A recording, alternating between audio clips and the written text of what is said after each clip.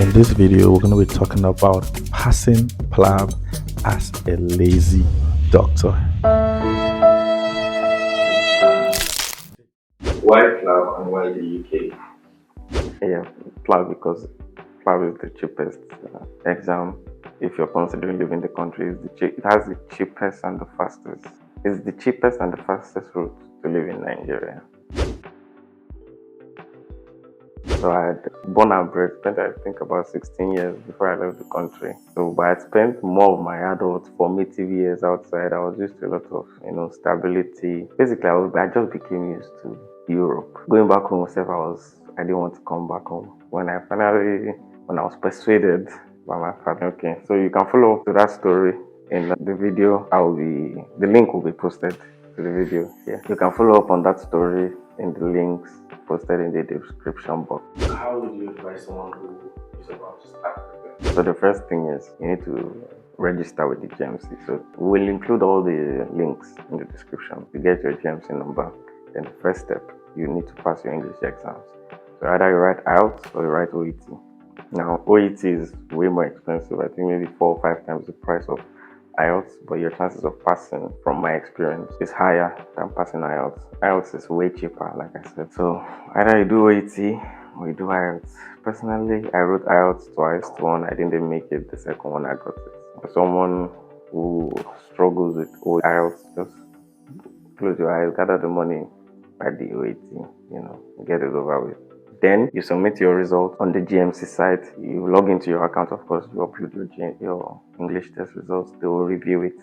They'll verify it. Once they verify it, then you can book your Plab 1 test. Okay, what did you take your Plab 1? What studies, what the materials did you use? How many months? How did you... So the first things first, the resources I use. So actually, like I said, colleagues are a wonderful thing.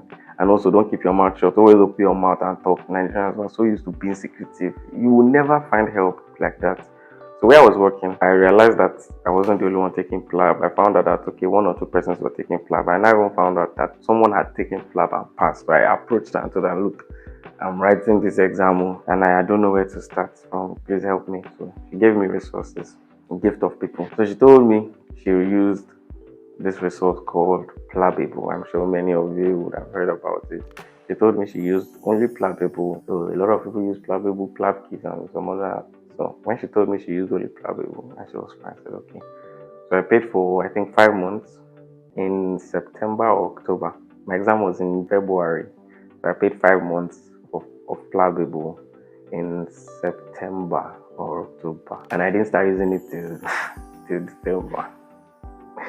But I was working and I was also doing service. It was my service year. I wrote it during my service year. So I was working, and for some reason I didn't think that Plab was going to be a bother, let me not lie. So in December I started reading scantily. I read a few topics. Then in January it dawned on me that, bro, your exam is in a month.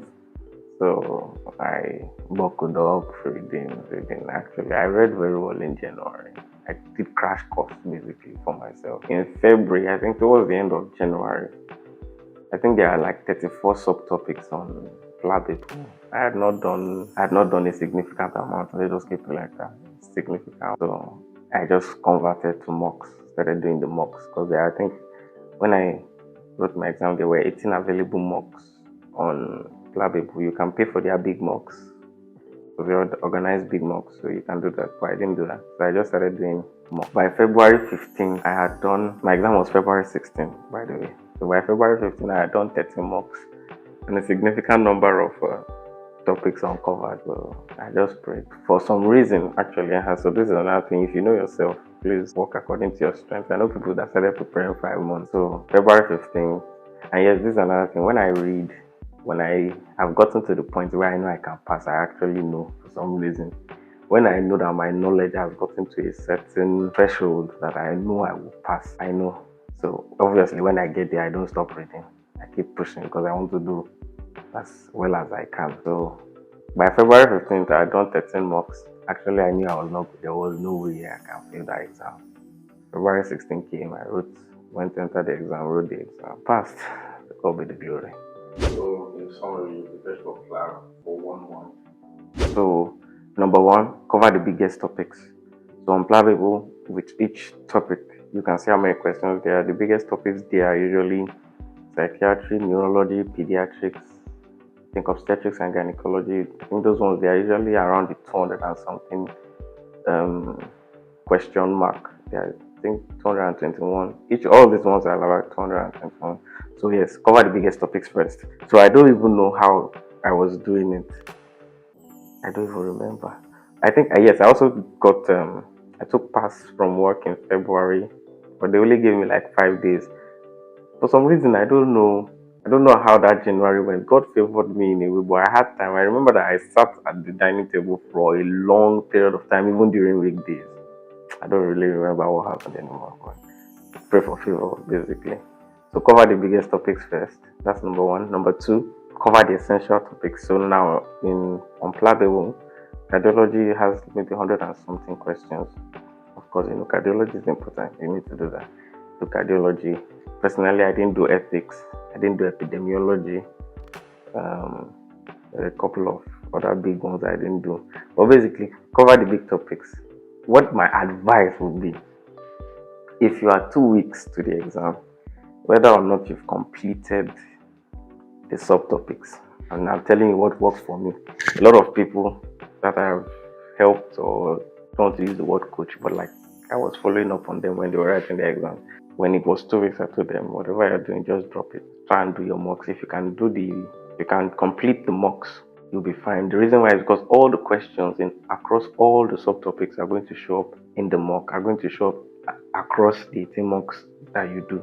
So doing the mock is a way of studying as well. Yes, but if you're like someone who wants to, you want to read in depth, you want to revise your medical knowledge, yes, so you can do that as well. If you're 2 weeks, just drop whatever you're doing and start doing your mocks. Now I found that a lot of people find that difficult. Why? Because when they start mock and they don't have great knowledge base, they fail a lot of questions, they get discouraged, and then they stop doing the mocks. So your base knowledge too needs to be good. But if you are 2 weeks, you are not going to finish all the subtopics. Let's be honest. You might as well just start failing. Like personally, like I said, I didn't complete a lot of topics. But when I started doing the mocks, I did 13 mocks out of 18. I came across a lot of the topics that I didn't read. So what happened? Whenever I'm revising or reviewing a mock I've done, the questions I know or the topics I know I didn't read, I pay more attention to them, write more notes, take more detailed notes concerning those ones. And then the ones that I read, just revise, reinforce the knowledge that know the reason why the answer to this question is this, what they put, what needs they change, basically. Just reinforcing your knowledge for the ones you know, and the ones you don't know, then you read them in depthly. So basically, if you're going to prepare for Plab and you have 2 months, take your time, use 6 weeks, read what topic, cover it as much. I believe 6 weeks is more than enough time for you to finish Plabable. You can even rinse it, but by 2 weeks, go in on your mocks, man. Complete your mocks. And the power of the mock is when you review the questions. For me, when I review my mock, I go to the answers I failed. For my friend, he found it easier or more stimulating when he went through the questions he got correct, then he moved. So find what works for you, basically. Find out. Okay, so first things first, if you are nervous, it's normal.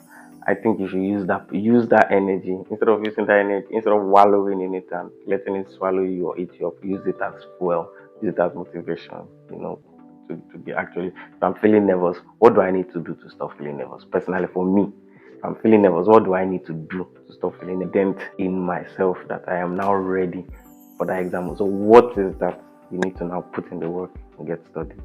Like the owner of this channel used to tell me, he said, whenever you're going for an exam, you must make sure that before you enter the hall, make sure that you don't have questions in your mind about, what about this topic? What about this topic? Make sure that you have left no stone unturned. Why? Because when you're going into the hall, you don't want to be having questions or doubts in your mind. Why? Because when you do that, even questions because you're carrying so much doubt, you won't be able to perform. So basically, if you're feeling nervous, you're feeling worried, you're feeling anxious, whatever it is, use it as fuel. Depending on you can start with your strong topics so that you don't get deflated on time. If you're someone who has serious motivation with the topics that are difficult or that do not come naturally to you, however, whatever works for you. But basically what I'm saying is, just start. If you're someone who has serious motivation, why Why are you aiming to pass Plab like a lazy student? Wow. Anyways, we wish you all the best with your lab exams, interviews, and hopefully we'll continue your story. I'll be actually documenting my life on this channel. My post medical life on this channel. Alright. We'll give you a playlist. Okay. Alright, one last goodbye. Thanks for watching. Subscribe. Thank you guys for watching. Please subscribe, like, share. Please, I'm even looking forward to comments. I'll be in the comments. I'm always in the comments. So yes, let us know. We're here to help you. Any questions? We're here. Thank you for watching. More interviews coming your way on my channel. Do like, share, subscribe. Until my next video, God bless you. Bye.